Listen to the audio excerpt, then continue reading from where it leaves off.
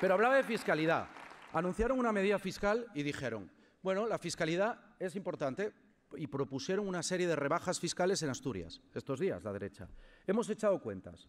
Son unos 174 millones de euros.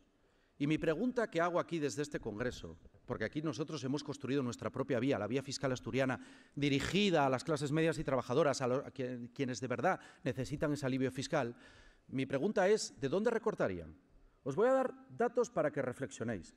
174 millones de euros, lo sabe bien la consejera de Salud, que está sentada al lado de nuestro presidente, son lo que nos cuesta mantener Jarrio, lo que nos cuesta mantener el Hospital Comarcal de Cangas del Narcea, el Hospital de Arriondas y uno de los dos hospitales, creo que el Valle del Nalón, si mal no me equivoco, de las cuencas mineras. Si metemos los dos, podemos decir que lo que nos está planteando el PP es, sí, bajar los impuestos para que los más beneficiados sean los que más ganan, a cambio de reducir el estado de bienestar.